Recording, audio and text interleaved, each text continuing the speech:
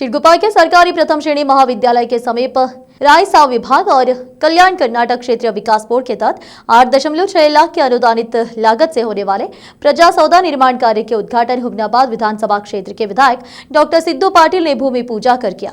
इस अवसर पर तहसीलदार मंजुनाथ पांचाल ने सबका स्वागत किया। इस अवसर पर संबोधित करते हुए उन्होंने कहा कि चिड़गुप्पा तालुका की घोषणा के बाद तालुका पंचायत कार्यालय और वन विभाग कार्यालय शुरू किया गया और कई अन्य विभाग की मंजूरी देने की मांग की और कहा कि पूर्व मंत्री राजशेखर पाटिल ने सरकारी प्रथम श्रेणी महाविद्यालय में सभागारों के निर्माण के लिए 1.5 लाख अनुदान दिया था। उसको पूरा करने के लिए उन्होंने 2 करोड़ अनुदान दिया है। इस अवसर पर दक्षिण विधानसभा क्षेत्र के विधायक डॉक्टर शैलेंद्र बेलदाड़े ने कहा कि हम पूर्व मुख्यमंत्री जगदीश शेट्टार को भूल नहीं सकते, जिन्होंने चिड़गुप्पा को नया तालुका बनाया और कहा कि विधायक सिद्धू पाटिल और मैंने इस प्रजा सौदा की मंजूरी के लिए सरकार पर दबाव बनाया है। इस अवसर पर विधान परिषद सदस्य डॉक्टर चंद्रशेखर पाटिल ने संबोधित करते हुए कहा कि जब राज्य में 43 नए तालुके की घोषणा की गई थी तो जिले में चिड़गुप्पा, हुलसूरू और कमलनगर तालुके की घोषणा की गई थी। इस अवसर पर नगर पालिका अध्यक्ष दिलीप कुमार बगदलकर, उपाध्यक्ष नसीर खान, नगर पालिका मुखिया हसामुद्दीन बाबा, तालुका पंचायत कार्यकर्ता अधिकारी लक्ष्मी बिरादर, सीपीआई श्रीनिवास अल्लापुर,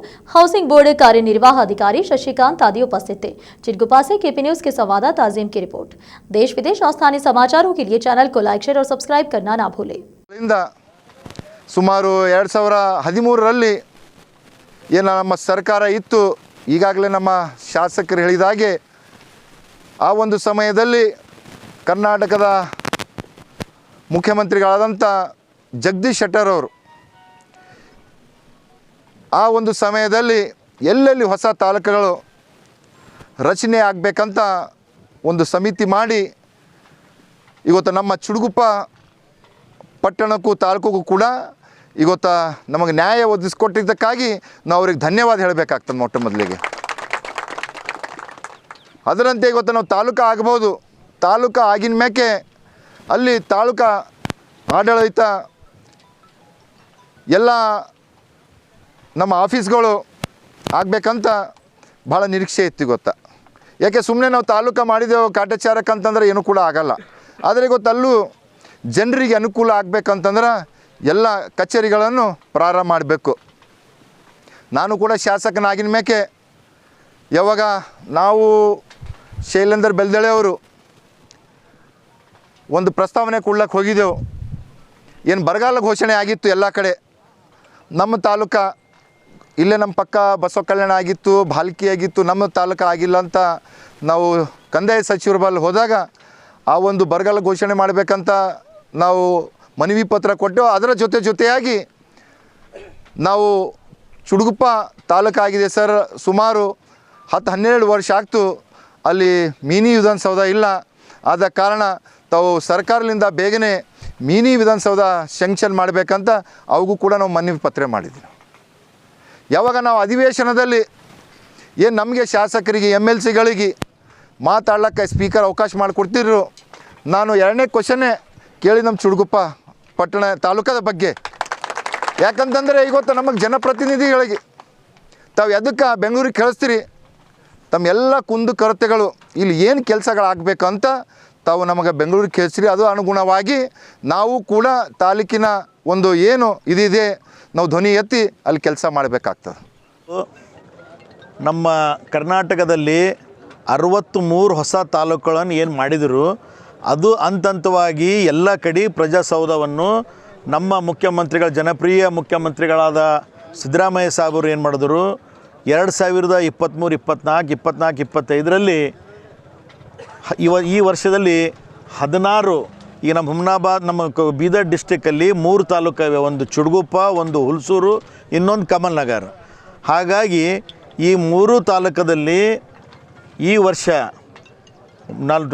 50% ಕಂದಾಯ ಇಲಾಖೆಯಿಂದ, ಇನ್ನೂ 50% ನಮ್ಮ KKRDB ಅಂದರೆ 8.6 ಕರೋಡ್ ರೂಪೀಸಲ್ಲಿ ಈ ಮಿನಿ ವಿಧಾನಸೌಧ ಇದರ ಎಸ್ಟಿಮೇಟ್ ಇದೆ. ಹೀಗಾಗಿ ಈ ನಮ್ದು ಇದಿಲ್ಲ, ಇದು ಯಾಕೆ ಮಾಡಿದ್ರು ಅಂದ್ರೆ ಎಲ್ಲ ಜನರಿಗೆ, ಎಲ್ಲ ತಾಲೂಕು ನಮ್ಮ ಮುನ್ಸಿಪಾಲ್ಟಿ ನಮ್ಮ ಇದು ಚಿड़गुप्ಪ ಜನರಿಗಾಗಲಿ ಸುತ್ತಮುತ್ತ ಎಲ್ಲ ಹಳ್ಳಿಗಳ ಜನರಿಗೆ ಒಂದೇ ಕಡೆ ಆಫೀಸ್ ಇರಬೇಕು. ದಂಡಾಧಿಕಾರಿಗಳಲ್ಲಿ, ಸಬ್ ರಿಜಿಸ್ಟ್ರಲ್ಲಿ ಎಲ್ಲ ಆಫೀಸ್ಗಳು ಒಂದೇ ಕಡೆ ಅವರಿಗೆಲ್ಲ ಸರಿಯಾಗಿ ಆಗಬೇಕು ಜನರಿಗೆ ಅಂಥೇಳಿ ಈ ಉದ್ದೇಶ ಇಟ್ಕೊಂಡು ಸನ್ಮಾನ್ಯ ಶ್ರೀ ಸಿದ್ದರಾಮಯ್ಯ ಸಾಹೇಬರು ಅವ್ರದ್ದೊಂದು ಕನಸಿತ್ತು. ಹೊಸ ತಾಲೂಕು ರಚನೆ ಅದು ಒಂದು 30-32. ಅದರಲ್ಲಿ ಬೀದರ್ ಜಿಲ್ಲೆಗೆ 3 ಬಹುದೊಡ್ಡ ಕೊಡುಗೆ ಜಗದೀಶ್ ಶೆಟ್ಟರು ಆಗಿನ ನೆತ್ತಲ್ಲಿ ಕೊಟ್ಟಿರೋ ಅಂತ ನಾವು ಯಾರೂ ಮರಿಬಾರ್ದು ಅಂತ ಹೇಳಕ್ಕೆ ಇಷ್ಟಪಡ್ತೀವಿ. ಒಂದು ತಾಲೂಕು ಆಗಲಿ ಕಾರಣರು ಬುನಾದಿ ಬೇಸ್ಮೆಂಟ್, ಯಾವುದೇ ಒಂದು ಬಿಲ್ಡಿಂಗ್ ಆಗಬೇಕಿತ್ತು ಬೇಸ್ಮೆಂಟ್ ಇಲ್ದೇ ಆಗ್ಲಿಕ್ಕೆ ಸಾಧ್ಯನೇ ಇಲ್ಲ. ನಾವು ಖಾಲಿ ಪಿಲ್ಲರ್ ಹಾಕ್ತೇವೆ, ಛತ್ ಹಾಕ್ತೇವೆ, ಬಿದ್ದು ಬಿಡ್ತದೆ.